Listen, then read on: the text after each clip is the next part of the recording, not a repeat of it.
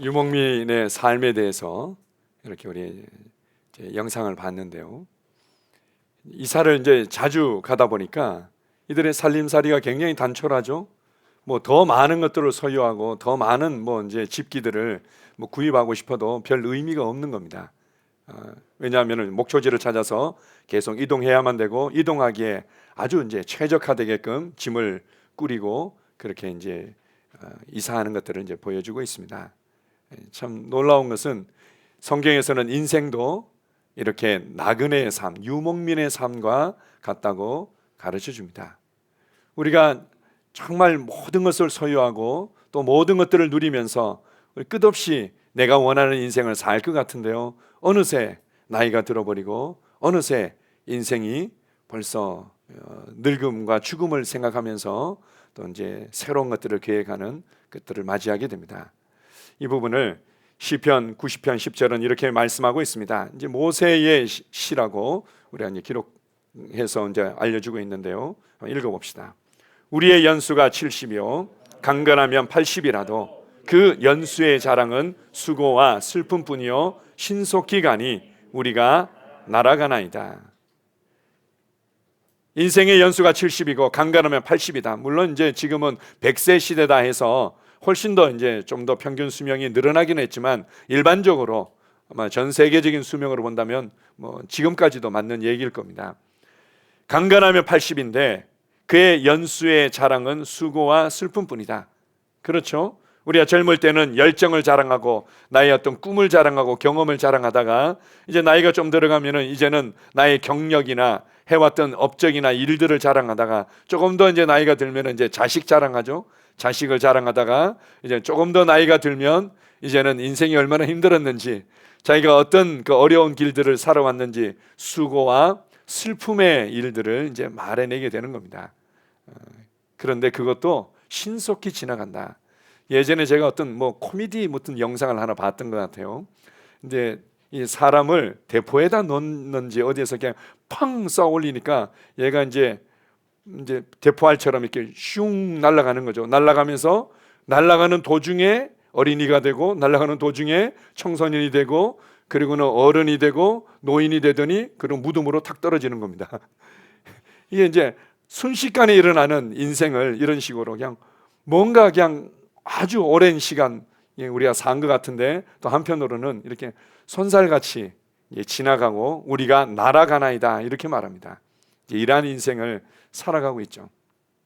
그래서 왜 우리에게 이러한 늙음을 허락하시고 우리에게 이러한 죽음을 허락하셨는가? 물론 예수 그리스도의 부활을 통해서 우리에게 생명과 불멸을 드러내시고 우리의 몸이 이제는 예수 그리스도 같은 영광의 몸으로 변화될 것들을 우리가 기다리고 있지만, 우리의 몸이, 우리의 육체가 구속받기 전까지는 여전히 이 땅에서 우리는 늙음을 경험하고 죽음을 경험하며 살아갑니다.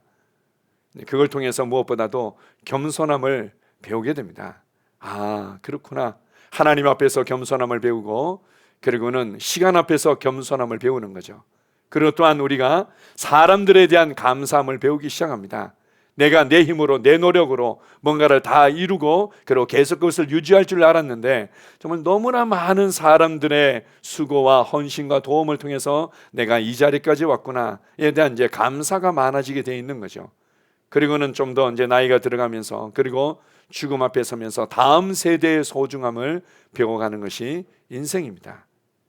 우리의 날들이 손살같이 지나가고 있습니다. 이것을 다른 표현으로 우리가 외국인 같고 그리고는 나그네와 같다 이렇게 말합니다. 외국인들 한번 생각해 보십시오. 우리나라에 지금 외국인 노동자들 엄청나게 많이 들어와 있죠. 그리고 그분들이 없으면은 지금 우리나라 이 제조업이 돌아가지 않을 지경이라는 얘기들이 있는데요. 그들이 돌아와서 뭐 많은 것들을 벌고 또 많은 것들을 소유하고 그리고는 영원히 살 것 같지만, 그들 마음 가운데는 여전히 나는 언젠가는 돌아가게 되어 있어 라는 것들이 있죠. 그것에 맞추어서 그들의 삶이 조정되어집니다. 4년 뒤에, 그냥 내가 연장한다 하더라도 내가 이제 8년 뒤에는 돌아가야 돼 라는, 이미 자기가 외국인이라는 것들을 인식하는 이상 자신의 삶이 그것에 맞춰져서 움직여지는 것들을 볼 수 있습니다. 제가 이제 한 영상을 봤는데요. 터키를 여행했던 이제 여행 유튜버가 이제 현지 그 음식점을 경영하고 있는 젊은 분이랑 인터뷰를 하는 내용이었습니다. 갑자기 이제 한국인이냐고 그러더니 자기도 한국에 살았다고 2년 동안 살았다고 이렇게 얘기하더라고요. 그러면서 이제 묻지도 않았는데 그런데 자기가 2년 만에 집에 들어온 이유 중에 하나가 한국의 음식들이 너무 달아서 먹을 수가 없다는 거예요. 자기가 뭐 이제 해먹기도 하고 이제 터키 음식을 사 먹기도 하지만 기본적으로 이제 함께 어울리면서 접할 수 있는 음식들 이제 한국 음식들 먹는데 너무 달아가지고는 더 이상 고향의 음식이 너무 그리워서 자기가 정리하고 2년 만에 터키로 이제 돌아왔다고. 그렇게 해서 그 아버지가 아마 케밥 같은 종류였던 것 같은데 이제 그 아버지가 해주는 거 그거 너무 그립고 자기도 이제 그거 전수받아서 지금 의식점 경영하고 있는 것들을 보여주더라고요. 외국인의 삶은 결국은 자신의 본향을 생각하고 본향으로 돌아갈 것들을 기억하면서 맞춰진 인생이죠. 나그네도 마찬가지입니다. 나그네가 뭐 바리바리 완전 군장하듯이 이렇게 그렇게 무거운 짐을 하고 또 한 번 이동하면서 또 짐을 또 보태고 또 이동하면서 짐을 보태고 이렇게 이동하지는 않습니다. 최소한 가볍게 해서 그 나그네의 길들을 걸어가죠. 우리의 인생도 마찬가지고 그리스도인의 삶도 마찬가지라는 것을 오늘 특별히 본문 말씀을 통해서 잘 설명해 줍니다. 자, 히브리서 11장 13절 14절을 같이 한번 읽어봅시다. 자, 시작. 이 사람들은 다 믿음을 따라 죽었으며 약속을 받지 못하였으되 그것들을 멀리서 보고 환영하며 또 땅에서는 외국인과 나그네임을 증언하였으니 그들이 이같이 말하는 것은 자기들이 본향 찾는 자임을 나타냄이라. 땅에서는 외국인과 나그네임을 증언하였다. 히브리서 11장은 믿음의 장이고 우리의 믿음의 선배들이 어떻게 믿음으로 그의 세상을 변화시키며 살아갔는지 우리 명예의 전당처럼 이렇게 그들의 삶을 아주 짧은 문장으로 핵심적으로 보여주고 있습니다. 그 중에 그들이 믿음으로 살았던 삶 중에 아주 중요한 그 삶의 문장이 있는데 그것이 뭔가 하면 이 땅에서는 외국인과 나그네로서 살며 그것을 스스로 증언했다는 거죠. 대표적으로 야곱을 생각해 보십시오. 야곱이 이제 요셉이 살아있다는 것을 알게 되고 요셉과 연결되어지면서 이집트로 이사 오게 됩니다. 그렇게 해서 이제 당시의 대제국인 이집트의 파라오 앞에 딱 서게 되죠. 바로가 묻습니다. 노친네 이제 나이가 몇이냐고 이렇게 얘기하니까 내가 살아온 나그네 길이 130년입니다. 이렇게 고백하죠. 내가 나그네로서 이 땅을 살아왔고 내 나이가 130년인데 내가 험악한 세월을 살았습니다. 이렇게 표현합니다. 스스로 그들이 이 땅에서는 외국인이고 나그네임을 증언하였다. 이것이 이제 믿음의 표현이었을 뿐만 아니라 또 그 앞절에 보게 되면 히브리서 11장 9절 10절에 보게 되면 이런 말씀이 있습니다. 그들이 장막에 거하기를 선택했다는 거죠. 아브라함도 그렇고 이제 이삭과 야곱도 부자였습니다. 부자였기 때문에 얼마든지 자신의 삶의 방식을 다르게 할 수도 있었죠. 성을 짓고 살 수도 있었고 그 안에서 물론 이제 목축을 하기 때문에 이제 목초지를 따라서 이동하는 부분들도 있겠지만 얼마든지 성 안에서도 그러한 삶을 공존하면서 유지할 수 있었을 텐데 왜냐하면 가인의 자손이었던 에녹 때 벌써 에녹 성을 짓고 그 안에서 무기를 만들고 또는 농사기구들을 만들고 그리고 음악을 만들고 또 유발이라는 자손을 통해서 목축을 또 이렇게 만들어내는 부분들이 나옵니다. 이미 가인의 후손인 에녹 때부터 성문화가 전 세계적으로 이렇게 세워져 가고 있었는데 얼마든지 아브라함도 거부였기 때문에 다른 삶을 선택할 수도 있었는데 그가 장막에 거하기를 고집했다는 거죠. 이삭도 마찬가지고 야곱도 마찬가지고 왜냐하면 그들은 언제든지 본향으로 돌아가야 되기 때문이다 이렇게 말씀합니다. 그런데 자기네들이 떠나왔던 그 갈대아 우루 그 곤양이 아니라 하나님께서 지으시고 하나님께서 계획하신 터가 있는 한 성을 예비하셨다는 것을 그들이 알았기 때문에 자신들의 진정한 영혼의 고향 영의 아버지인 그분께로 돌아가서 내가 영원한 집에서 영원히 살 길을 바라봤기 때문에 지금 이 땅의 삶을 그것에 맞춰서 조정했다고 말씀하고 있습니다. 자, 하나 더 봅시다. 디모데후서 4장 7절 8절입니다. 자, 시작. 나는 선한 싸움을 싸우고 나의 달려갈 길을 마치고 믿음을 지켰으니 이제 후로는 나를 위하여 의의 면류관이 예비되었으므로 주 곧 의로우신 재판장이 그날에 내게 주실 것이며 내게만 아니라 주의 나타나심을 사모하는 모든 자에게 노니라. 아멘. 우리 아까 이제 그 유목민의 영상을 함께 봤는데요. 이 유목민은 목초지를 따라서 그냥 정처 없이 여기로 이동했다가 저기로 이동했다가 여기로 이동했다가 이제 이렇게 그러다 보니까 전에 갔던 데를 또 오기도 하고 그렇지만 우리는 그런 어떤 나그네의 삶이 아니라 정확한 목적지가 있는 나그네의 인생이라는 겁니다. 우리의 정확한 목적지가 있다. 달려갈 길이 있다는 거죠. 이렇게도 살아보고 저렇게도 살아보고 뭐 어떻게 살다 보면은 그냥 그런 대로 괜찮은 인생이었다. 이게 아니라 정확하게 우리의 트랙이 있다는 거죠. 하나님께서 계획하시고 예비하신 우리가 달려가야 될 그 길이 있고 그 길에 끝이 있다. 사도 바울은 우리의 최종 목적지 하나님의 보좌 앞에 우리가 서게 될 것이고 그분과 함께 왕노릇하며 그분과 함께 영원히 다스리며 살 우리의 본향을 향해서 그리고 그분 앞에 서서 영광과 칭찬과 보상을 받을 것을 바라보면서 달려갔다 이렇게 말합니다. 우리가 외국인으로서 나그네로서 본향을 바라보며 살아가는 이 삶은 정확한 목적지가 있는 삶이죠. 그러나 이 땅의 삶을 그런 관점에서 바라보며 살아가는 것입니다. 이것은 우리가 이제 출애굽해서 가나안 땅에 들어갔던 이스라엘 백성들의 삶을 통해서 잘 보여줍니다. 이것은 그리스도인의 영적 성장을 보여줌과 동시에 또한 그리스도인들의 이 땅의 삶을 보여주는 것입니다. 이스라엘 백성들이 이제 이집트에서 우리가 이제 이후에 생겨난 유월절이라는 절기를 통해서 그들이 이제 완전히 이제 구출받습니다. 구출받아서 나와서 홍해 바다를 건너게 되고 그리고는 이제 광야의 곳곳을 이동하게 되죠. 가데스 바냐에까지 왔다가 다시금 또 유턴해서 방황하다가 드디어 이제 요단강을 건너서 가나안 땅에 들어가게 됩니다. 이것은 예수 그리스도 안에서 우리가 그리스도의 장성한 분량까지 이르도록 영적인 성장의 과정들을 우리에게 보여주고 있습니다. 뿐만 아니라 이 땅을 살아가는 우리의 인생을 보여주는 거죠. 우리가 이제 그 찬송가 중에 옛날 찬송가 중에 그런 찬송 있지 않습니까? 며칠 후 요단강 건너가 만나리.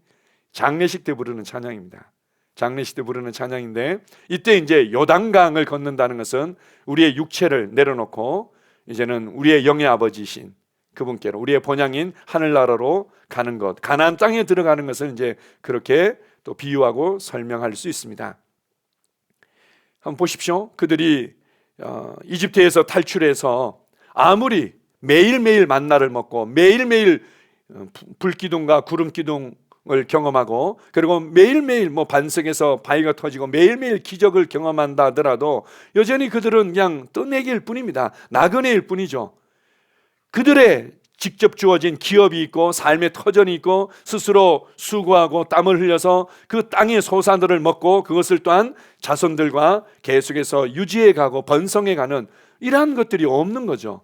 그래서 이 광야를 계속 방황하다가 드디어 가나안 땅에 들어가게 되는 겁니다. 우리의 인생을 이렇게 이제 비유적으로 이제 보여주는 것입니다.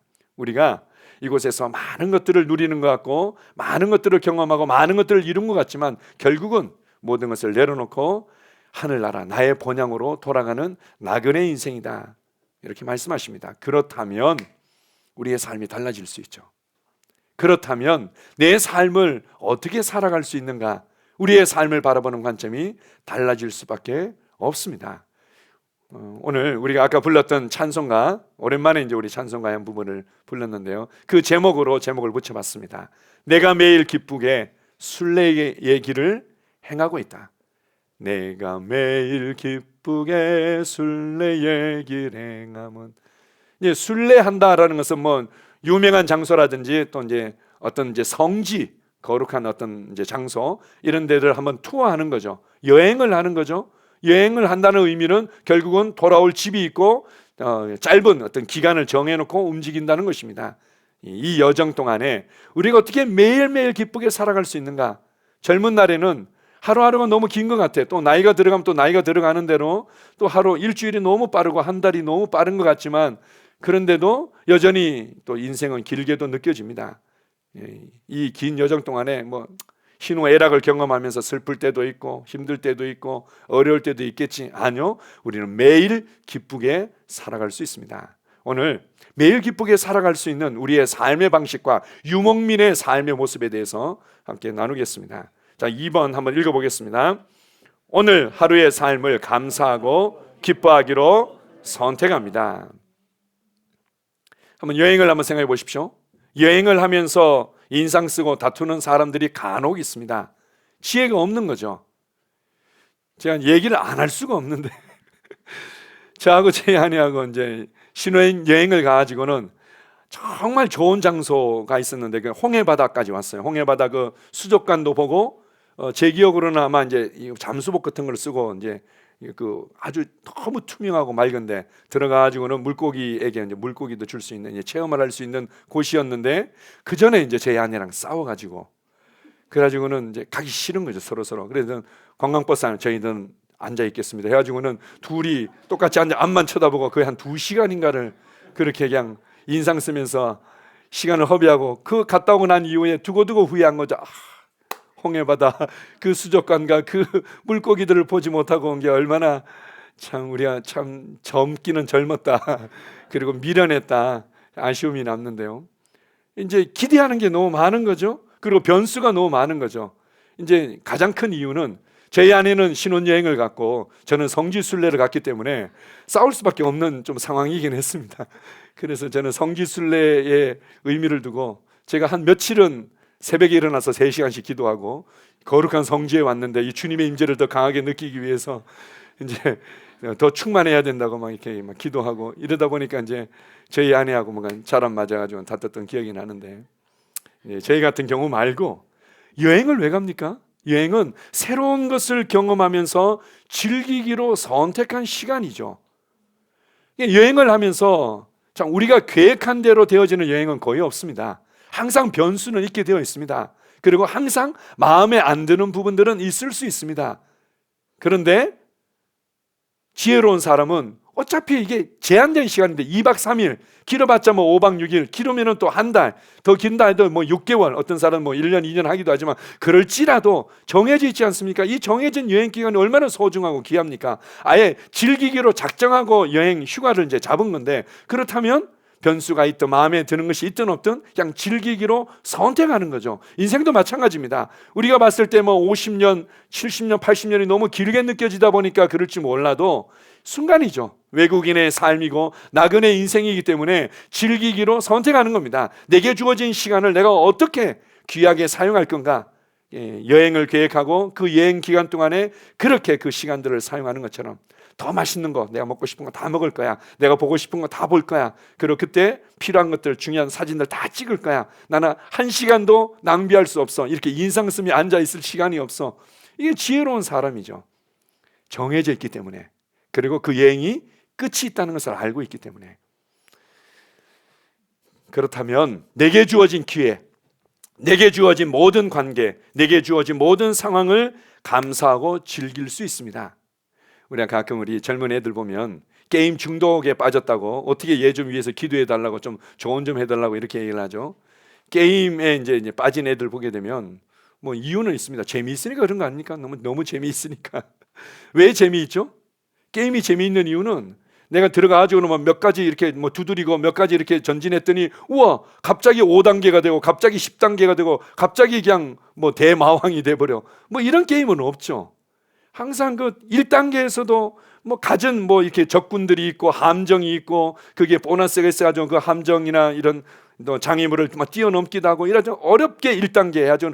우와, 1단계를 성취한 이제 레벨업 되는 그 성취감이 있죠. 또 거기서 또 장애물을 또 이렇게 넘고 적군들을 부시고 뭐 이렇게 해가지고는 또 다음 단계를 넘었으면은 우와, 내가 레벨업. 아주 우와, 쟤는 어떻게 저렇게 높은 레벨에 올라가 있지? 난 이제 저 레벨에 올라갈 거야. 이렇게 해서 애들이 이제 게임에 빠져드는 거 아닙니까? 어떤 면에서는 인생도 비슷한 거죠. 인생이 모든 관계, 나는 모든 관계가 다 힘들어요. 그럼 내게 왜 이런 일들이 자꾸 벌어지는지 모르겠어요. 왜 이렇게 나를 힘들게 하고 속썩이는 상황들이 있는지 모르겠어요. 이렇게 접근하는 것은 아직 이 게임을 할 준비가 안 돼 있는 거죠. 왜 이렇게 장애물이 많은지, 왜 이렇게 적군들이 몰려오는지, 이건 게임할 준비가 안 돼 있는 거죠. 인생 마찬가지입니다. 이미 우리에게 나그네의 삶이 주어져 있고 나의 목적지가 있고, 그리고 우리가 주님 앞에 나의 본향으로 돌아간다는 것들을 인식한다면 모든 관계, 모든 상황들을 우리가 감사하고 즐길 수 있고, 그것을 그런 방향에서 선택할 수 있습니다. 한번 읽어봅시다. 에가서 3장 23절입니다. 여호와의 인자와 긍휼이 무궁하심으로 우리가 진멸되지 아니함이니이다. 이것들이 아침마다 새로우니 주의 성실하심이 크시도소이다. 저는 이게 예레미야 애가에 있는 말씀인지 제가 몰랐던 적이 있었는데요. 왜냐하면 우리가 이제 수련회를 가든지 1박 2일 캠프를 가서 아침에 큐티할 때 보면 항상 이 찬양을 늘 불렀던 기억이 납니다. 주의 인자는 끝이 없고 그의 자비는 무궁하며 아침마다 새롭고 늘 새로우니 주의 성실이 금이라. 성실하신 주님. 아침마다 새롭다는 것들에 대한 감사와 감격이 있지 않습니까? 그런데 이 배경이 언제였냐면 바로 바벨론 대제국에 의해서 이스라엘이 짓밟히고 초토화되던 때였습니다. 그래서 예레미야가 애통해하면서 시로 기록했다 해서 예레미야 애가라는 이제 성경입니다. 예레미야 애가에서 이렇게 말합니다. 우리가 주님의 인자와 긍휼이 끝이 없다는 것을 알고 있기 때문에, 그리고 아침마다 주님의 성실하심이 새롭게 우리에게 주어지는 것을 내가 알기 때문에 나는 주님께 노래하며 찬양합니다. 이런 내용들이죠. 매일 새로운 은혜가 있고, 매일 새로운 주님의 말씀이 있고, 매일 새로운 주님의 인도가 있고, 매일 새로운 주님의 공급이 있고, 매일 새로운 주님의 우리 안에서의 시작이 있습니다. 매일 새로운 거죠. 매일 새로운데 그냥 어쩔 수 없이 어제와 똑같은 오늘을, 오늘과 똑같은 내일을 살 거라고 우리는 생각하면서 그냥 지친 몸을 끌고 인생을 살아가는 그런 사람들이 있는 거죠. 하나님의 말씀을 알지 못하고 신뢰하지 않기 때문입니다. 매일 새롭습니다. 그러기에 오늘도 나는 새 은혜와 새 믿음과 새로운 생명의 그 활력 가운데 새 날을 살아갈 수 있는 거죠. 그래서 주님께서 하루를 주시고, 그래서 주님께서 일주일 단위로 끊어서 살도록 하시고, 그래서 한 달 단위로 끊어서 살도록 달을 창조해 주시고, 1년 단위로 끊어서 살도록 우리 매 순간 새롭게 시작할 수 있도록 주님은 우리에게 역사하고 계십니다. 자, 출애굽기 16장 20절 21절 같이 읽습니다. 그들이 모세에게 순종하지 아니하고 더러는 아침까지 두었더니 벌레가 생기고 냄새가 난지라. 모세가 그들에게 노하니라. 무리가 아침마다 각 사람은 먹을 만큼만 거두었고 햇볕이 뜨겁게 쬐면 그것이 쓰러졌더라.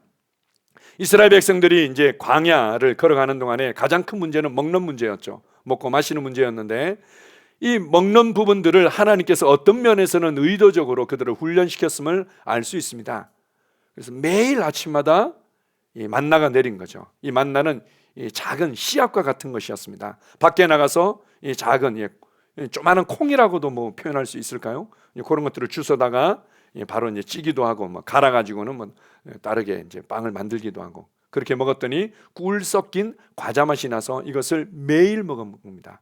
아마 꿀 섞인 과자 맛이었으면은 한 며칠만 먹으면 질릴 것 같은데 이건 질리지가 않는 거예요. 매일 먹었는데 귀찮다고 오늘은 그냥 왕창 모으자 해가지고는 그냥 자기가 할 수 있는 만큼 왕창 모아서 이거 뒀다가 아침 일찍 나가는 것도 귀찮으니까 내일 먹자 했는데 어떻게 해요? 냄새가 나고 곰팡이가 피고 벌레가 이제 생겨버린 거죠. 그래서 매일매일 신선한 빵을 먹도록 주님께서 디자인하신 겁니다.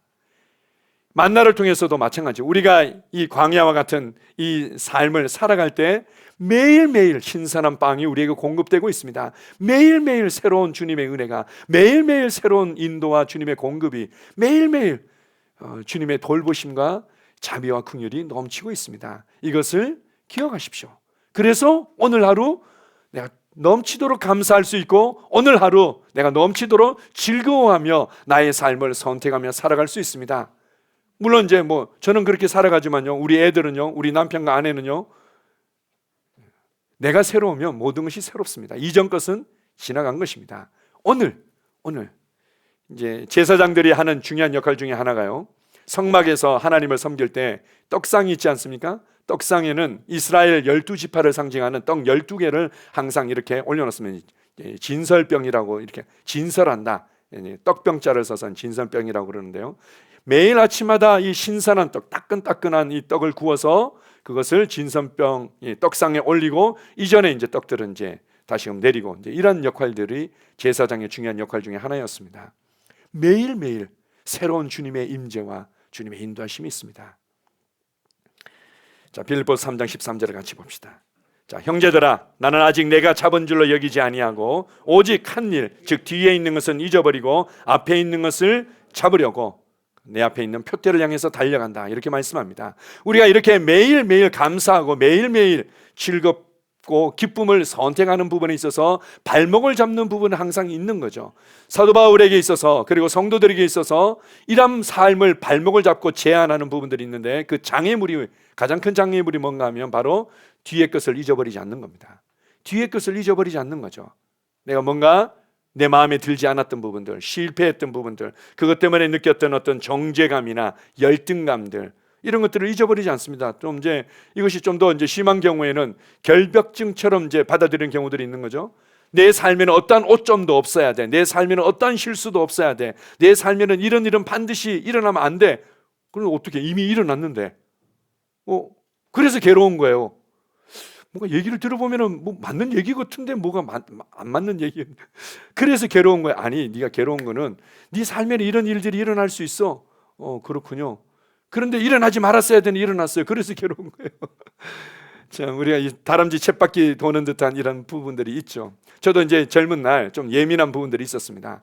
제 자신을 바라볼 때 그냥 내가 그렇게 말하지 말았어야 되는데, 내가 그렇게 표현하지 말았어야 되는데, 내가 저 사람에게는 이렇게 했어야 되는데, 이게 머릿속에 계속 남아 있는 거예요.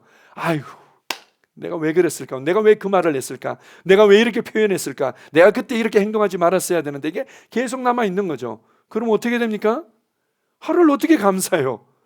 그냥 어떻게 기뻐할 수 있습니까? 계속 이제 인상 쓰고 있는 거죠. 그리고는 기껏 한다는 게 예배당 가서 기도하는 거죠. 하나님, 제가 평강을 누리기를 원합니다. 내게 주님의 기쁨을 부어주세요. 제가 기뻐하지 못하고 있는데요. 이렇게 기도하는 겁니다. 네가 과거를 붙잡고 있기 때문이야. 뒤에 있는 것을 놔버려. 왜 네가 붙잡고 있으면서 왜 나에게 기쁨을 부어달라고 기도하고 있니?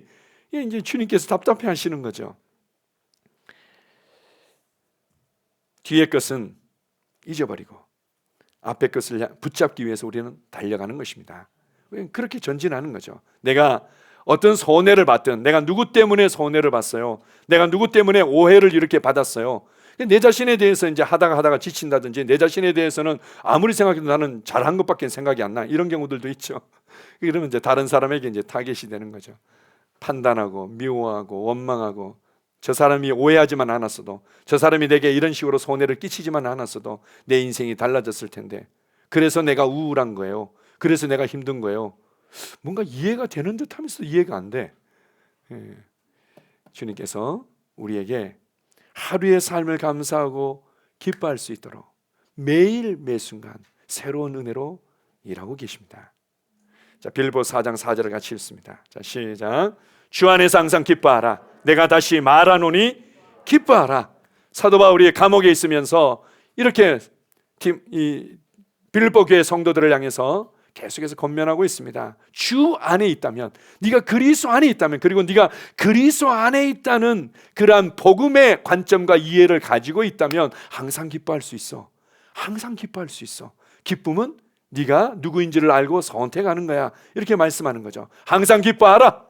쉬지 말고 기도하라. 범사에 감사하라. 동일한 말씀이죠. 항상 기뻐하라. 내가 다시 말하노니 기뻐하라. 그래서 우리가 하나님께서 이 상황을 어떻게 보고 계신가에 눈을 돌리기만 하면 주 안에서 기쁨을 누릴 수 있습니다. 복음 안에서 내가 누구인지를 알고, 내가 받은 구원의 은혜와 그 풍성함을 알고, 그 관점에서 그 안경으로 이 상황을 새롭게 해석하기 시작하면 그리스도 안에서 항상 기뻐할 수 있습니다. 그리고 결국은 내가 선택하는 겁니다. 아까 유명민 영상에 얼마나 좋습니까? 우리 여인들은 갖고 싶은 옷들이 많죠. 또 갖고 싶어하는 어떤 장식품이나 갖고 싶어하는 생활 도구들이 많이 있습니다.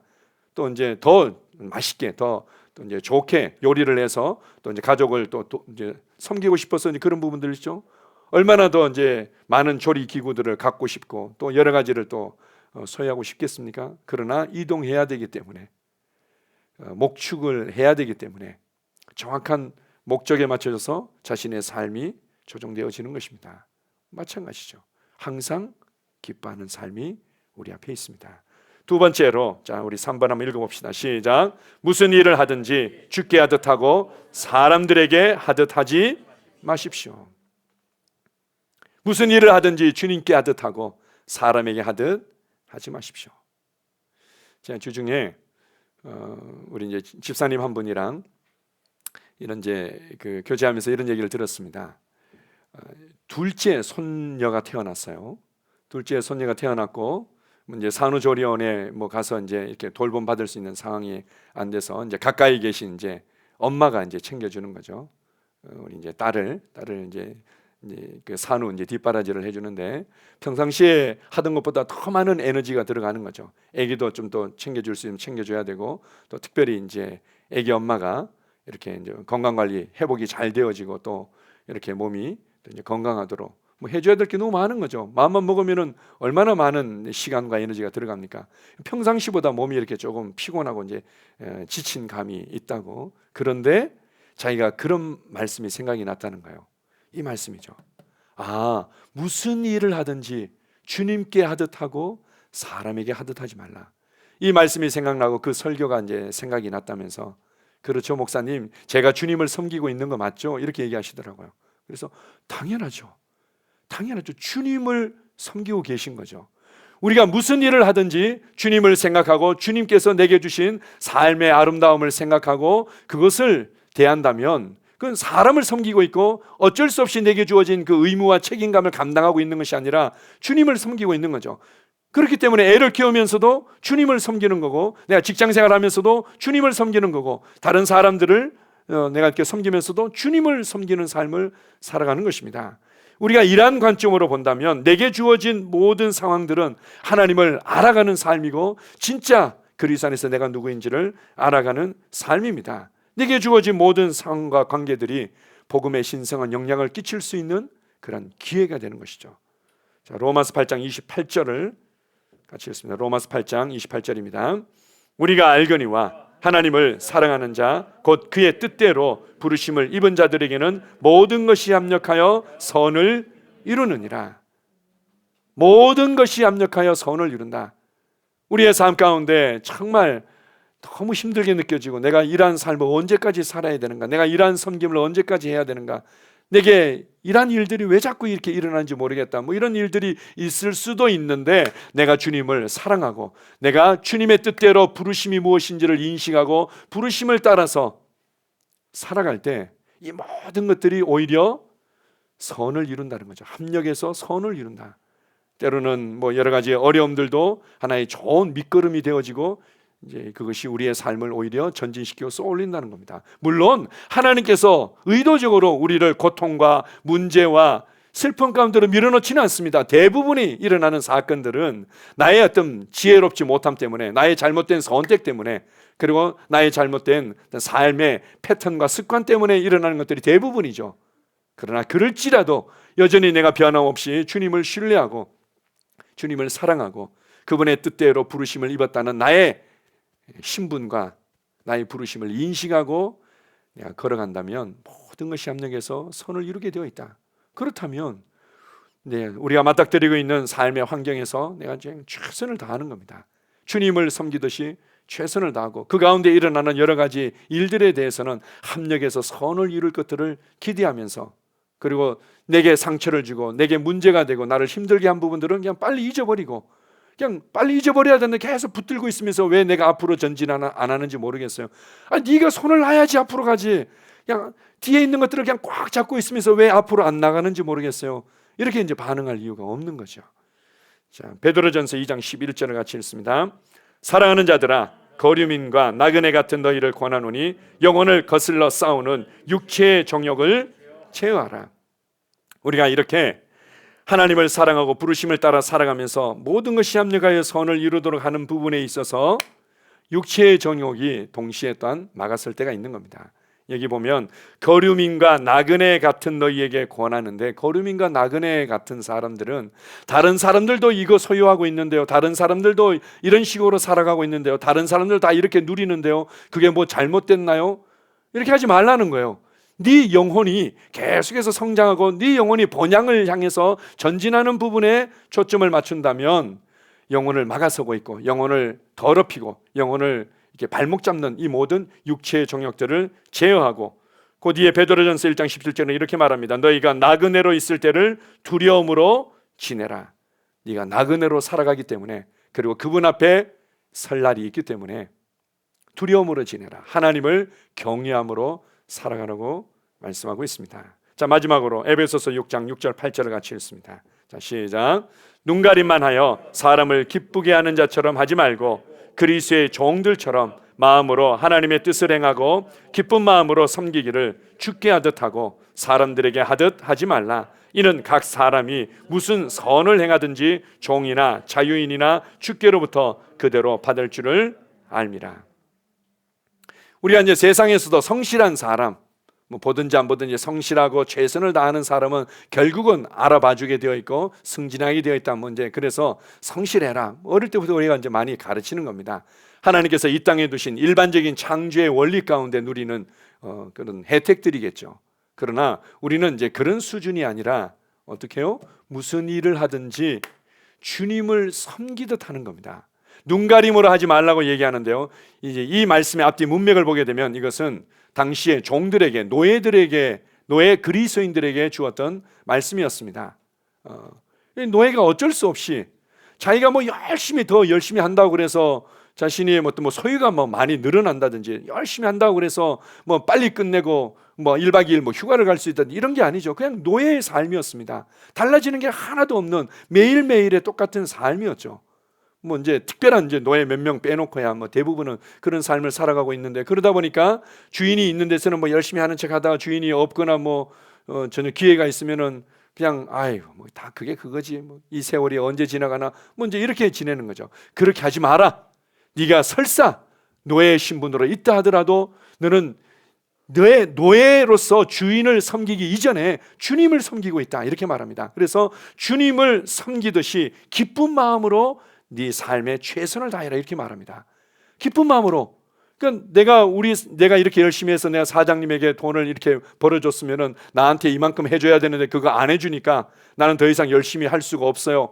이제 뭐 그렇게 세상 사람들은 반응할 수도 있겠지만 우리는 어떻게 해요? 기쁜 마음으로 그냥 주님을 섬겨라. 주님께서 보고 계시고 주님께서 반드시 보상하신다. 주님께서 반드시 알고 계시고 보상하시기 때문에 아이들을 키울 때도 주님의 애들을 키우는 것처럼, 주님께서 맡긴 애들을 그냥 열심히 키우는 것처럼, 내가 직장생활 일을 할 때 그냥 주님의 사업체 예수 그리스도라는 사장님의 일을 하는 것처럼 그렇게 열심히 해라. 눈에 보이든 보이지 않든 그분은 알고 계시고 영광과 칭찬과 보상으로 우리 가운데 돌려주실 것이 분명하기 때문에 그렇게 해라.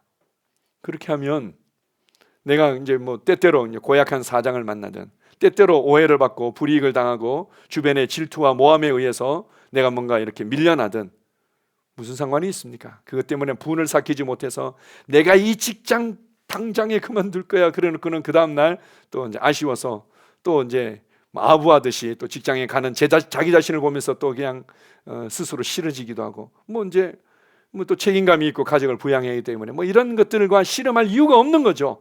내가 주님을 섬기고 있다. 나는 주님을 섬기고 있다. 그리고 주님께서는 알고 계신다. 사람에게 하듯 하지 말라. 이는 각 사람이 무슨 선을 행하든지 종이나 자유인이나 주께로부터 그대로 받을 줄을 알미라. 노예들도 그렇게 살도록 권면했고 그러한 삶을 살아감으로 주님의 빛을 발했다면, 노예로 혹시 노예인데 그 주인한테 허락받고 오신 분 계십니까? 없으시죠? 골로새 3장 23절 24절에 이렇게 얘기합니다. 너희는 주 그리스도를 섬기느니라.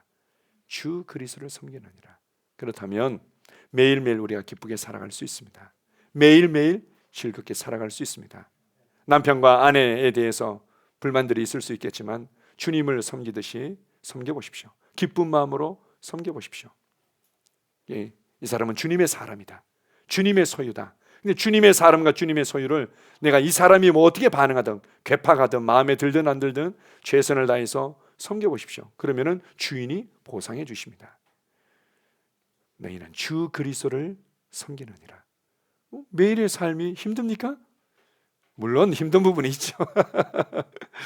그러나 하나님의 관점에서 복음에 대한 이해와 해석으로, 그리고는 나의 믿음의 반응과 선택으로 나그네의 삶을 선택할 때 우리 매일매일 기쁘게 순례의 길을, 나그네의 길을 걸어가게 될 줄 믿습니다. 아멘. 기도하겠습니다. 하나님 아버지, 감사합니다. 우리의 인생은 유목민의 삶이고 나그네의 삶임을 다시 한번 가르쳐 주셔서 감사합니다. 우리가 결국은 화살처럼 날아가는 인생을 살아가는 동안에 많은 사람들이 수고와 슬픔과 그리고 상처받음과 그리고 힘든 것들을 말해내지만 우리는 매일매일 기쁨을 말해내며 매일매일 감사를 말해내며 매일매일 즐겁게 살아갈 수 있습니다. 왜냐하면 이 모든 것들이 결국 지나가기 때문입니다. 우리는 나그네로서 본향을 향해서 계속해서 걸어가고 있기 때문입니다. 그래서 오늘 하루의 삶을 나는 감사하기로 선택합니다. 기뻐하기로 선택합니다. 주님의 은혜와 주님의 말씀하심과 주님의 인도와 주님의 자비와 긍휼이 매일매일 새롭게 넘치고 있기 때문입니다.